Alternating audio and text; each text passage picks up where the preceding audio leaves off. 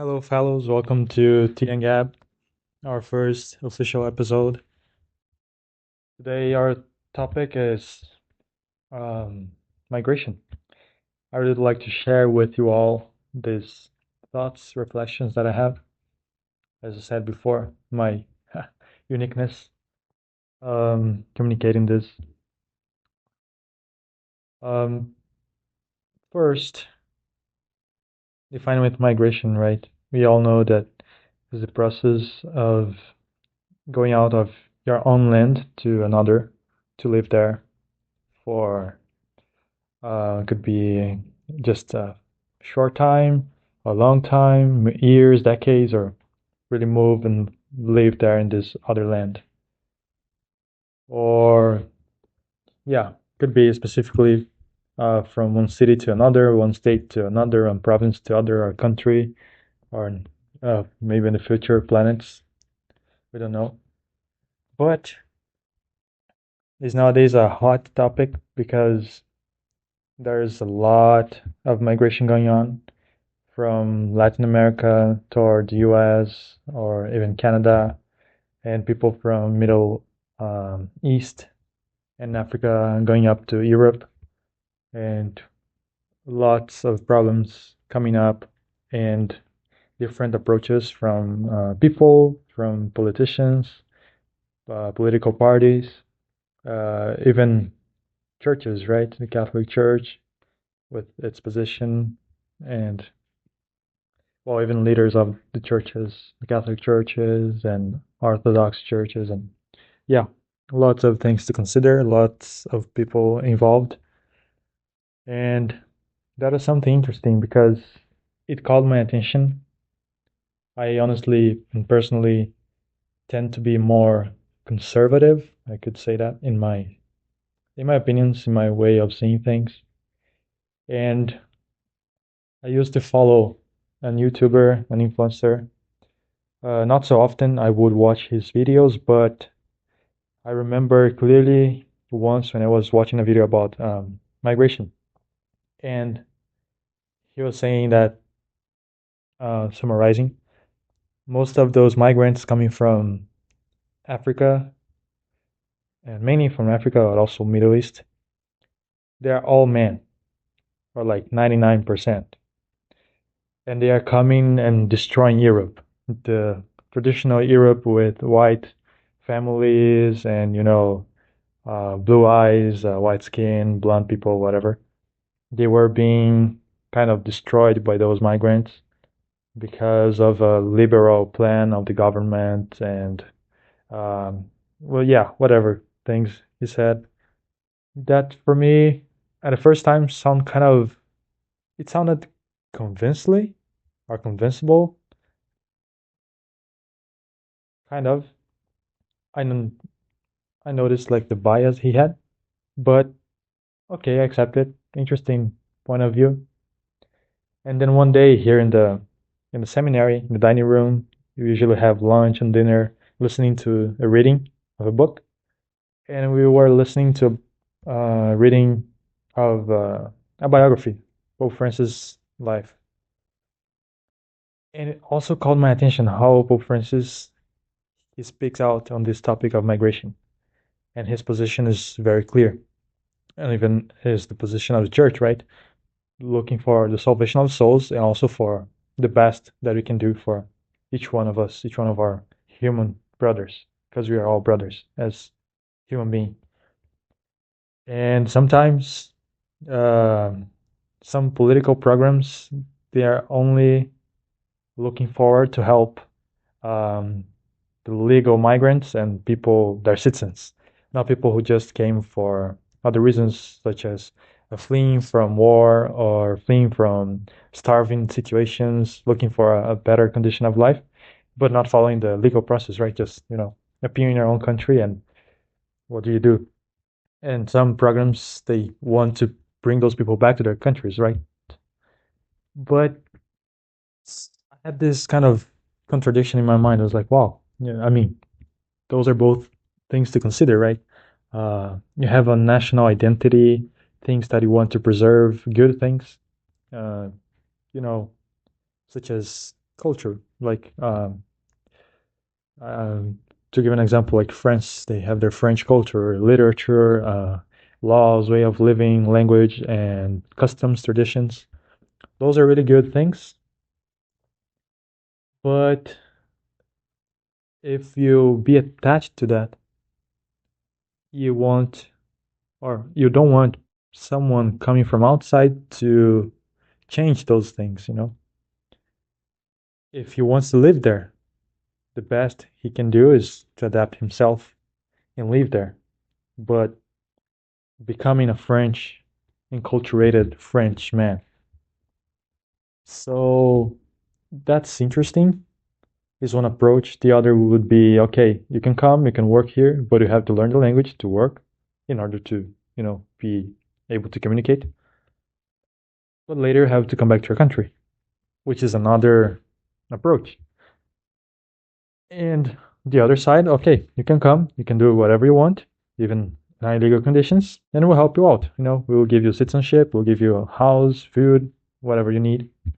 And yeah, I mean, don't worry about your culture. You can, live as you can live in a small colony of our own country here in our country among us, which is another approach. And, you know, there is a conflict there because what should I do? I mean, as French people, right? What should we do? Should we keep them here, accept them, or whatever? Because of the past, we had explored the countries and we had done so bad things to them. So now, to pay our debts, we want them here, and we want them, living with us, among us, and is our aid to reconcile.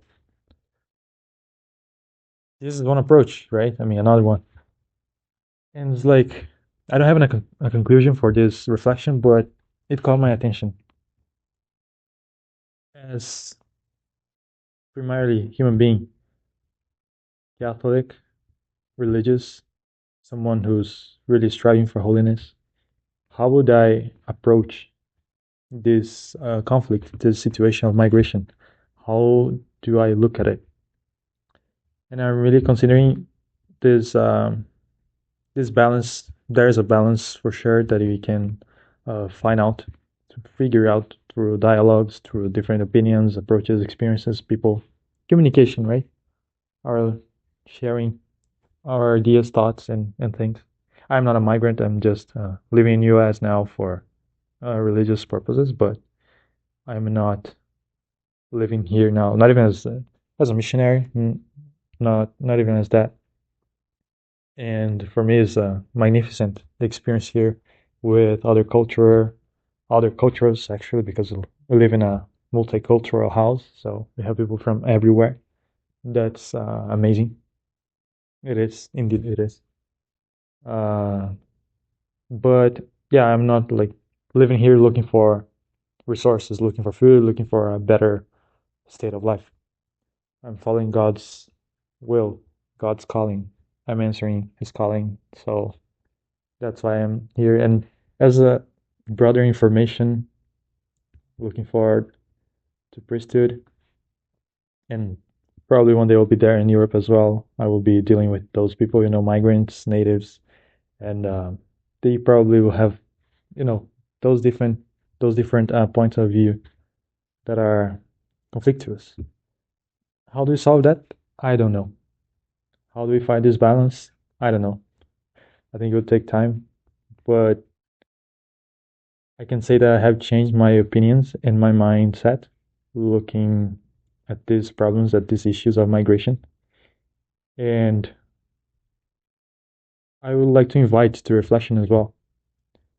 If you are more conservative in your opinions, in your tendencies, in your way to look at the world, at situations, at people, at things, I would invite you to think that no matter where you live, where you come from, your culture was formed with time, with different influences from different cultures, from different places, and also from different aspects such as geography, weather, etc. So it is really a problem if somebody comes and change our culture. If it is, in what way could you solve that? And in what way could this improve or, you know, or end up badly? This is just a point of reflection. Another one, patriotism is a virtue, that's true, but uh, this idea of national feeling, of nationalism really comes to existence with Romanticism movement because it's something very subjective.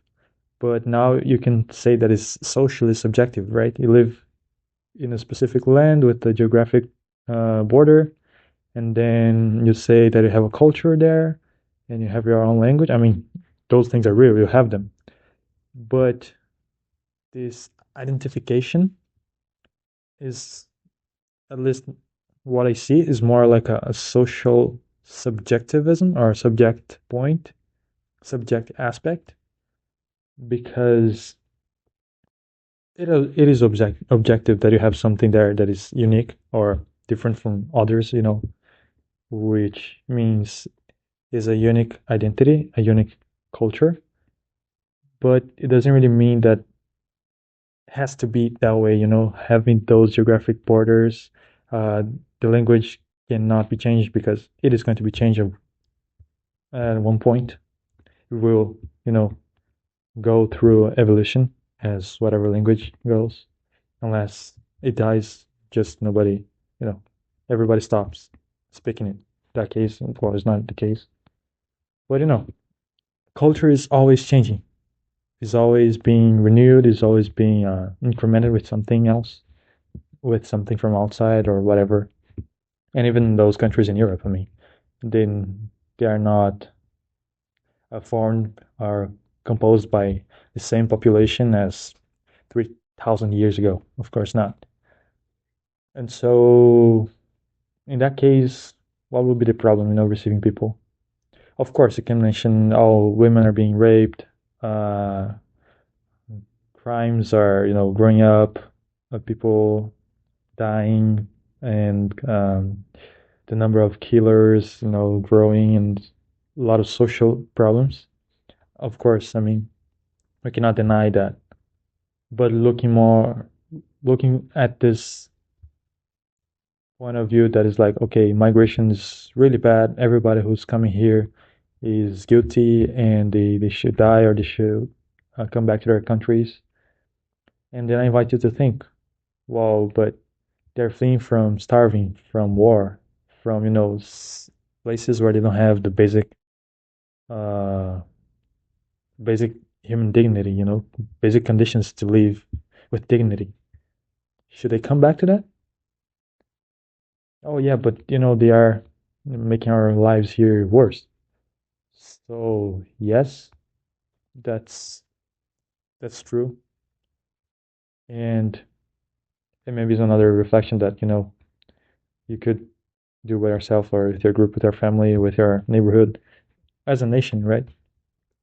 How can we help them to don't do that, to really like come if they are looking for a better condition of life? How can we proportionate that, finding this balance of, controlling and criminality and those things? And the other point of view, coming back to this other, I mean, of course, there's not only two ways of looking at things. Life is not black and white. There are different points of view, and whatever. But let's say the liberal side of looking at things would be okay. But how can we, now welcome people here because they're, uh, as I said, living from their countries, living and fleeing from their countries because of war, because of bad conditions of life, because they're looking for money to help their families there, to survive, to buy food, to build a better house, or to have, basic conditions of life. And because of this, because there are people that are looking for this, we can, just open our borders like, yeah, come. I mean, there's no problem. Just come, whatever you want, do whatever you want, get your job, get your citizenship, get your car, your money, whatever. if you start, raping women or whatever, I mean, uh, let's change our rules because you have to understand that you are coming from a worse condition of life and things. And let's legalize abortion because, since and now you're living in a more free society, so women should have their own rights to have an abortion, especially if they were raped, or they say they were raped. I mean, so many things, right? So many issues, so many problems, and is that's another extreme, which is not good at all. Not because you are trying to help people, you really are going to change the good things that you have in your own tradition, laws, rules, culture, right? Of course, if they're bringing something better, the best you can do is be open. And if they're, bringing something not good at all, how can we help him to maybe change himself? Because well, at one point they were a minority. Now it's kind of hard to say if they're a minority living in those countries. Maybe still because migrants, But yeah, it's a complex topic. I just want to share what I think, what is my approach, and I want to just pray for all migrants and everybody who has troubles with it. Receiving people, women, so many women who were raped. So yeah, I want to pray for them, pray for this situation, pray for peace, for dialogue, for balance, and really pray that you know those who have more power, more money, may then help those who don't have, those who are suffering more, those who are in misery, those who don't have basic conditions of dignity in their lives. I really want to pray for that. I want to invite you to pray, and I want to invite you to be an instrument of peace, establishing dialogue, being open to listen, but really listening, and then sharing your own thoughts and ideas with people who not necessarily agree with you in every matter, but really, open up your heart, your mind to understand different points of view and put yourself on others' shoes and try really to see how they are living, how were their experiences. And there are different means that you can apply to do that, reading novels, literatures from different authors, points of view, times, whatever. So I really recommend that, but really try to listen to people. And if you have a migrant close to you, well, go there, ask him, hey, how did you end up here? What do you think about this? What do you think about that? What should we do? Should we, you know, open up our borders? Come is now it can be, the whole world, only one country, just with differences of language. I mean, whatever. I don't know. Just be open. I invite you to be open, to change your opinion, your mindset, and yeah, please pray for me. This was our first episode. I hope you liked it. I hope it brought some reflections to your mind, some maybe different points of view. And bye.